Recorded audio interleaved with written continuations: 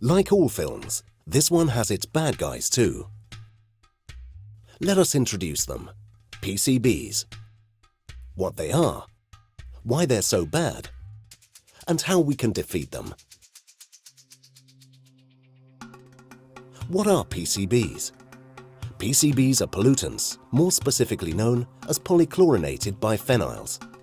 They are highly toxic, long-lasting, over 100 years, and bioaccumulative, and one of the most harmful persistent organic chemicals ever manufactured by man.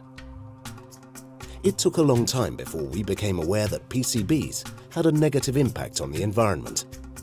PCB production started in 1929. They were banned in the United States and most Western European countries around 1980, and by the Stockholm Convention on Persistent Organic Pollutants in 2001.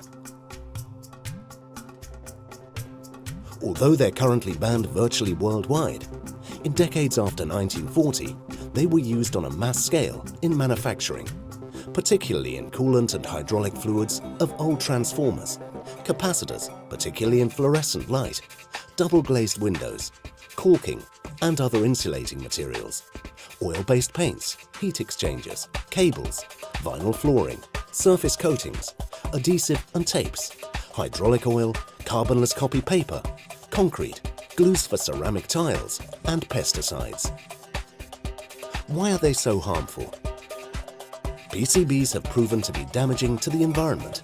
They cause immunotoxicity, skin problems, reproductive alterations, and cancer in animals and humans, particularly in marine species such as the common seal, porpoise, whale, and salmon. PCBs are bioaccumulative. Bioaccumulative means that PCBs are passed on to other animals through the food chain until they reach human beings. They are also transmitted through pregnancy and breastfeeding.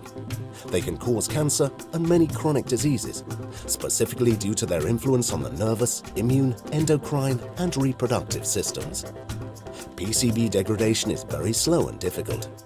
PCBs can linger for centuries, polluting the environment and therefore affecting human health and nature for generations to come.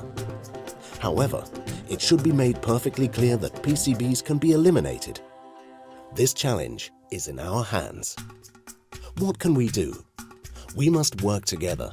Together, we can succeed. Governments must work to implement the goals of the Stockholm Convention.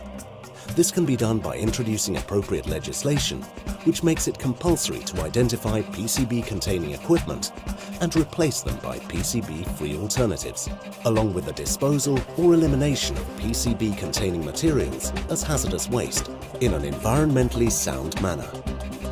NGOs must exert pressure on governments, institutions and companies in their respective countries to take appropriate measures to eliminate PCBs. Industry and scientific institutions should work together towards eliminating stockpiles. There are probably several thousand tons of PCB-containing equipment in countries around the Mediterranean. This equipment must be identified, dismounted, handled as hazardous waste, and delivered to appropriate destructing facilities. And it should be replaced with PCB-free alternatives. The media must spread information in order to raise awareness among the general public, industry, and NGOs. Eliminating PCBs is possible. If we fail to do this, more PCBs will leak out into the environment or end up in landfills where they might burn and create dioxins that are even more toxic than PCBs. In such a case, we'll end up with PCB-contaminated food. Whether this film has a happy ending or not is in our hands. We have to be the good guys.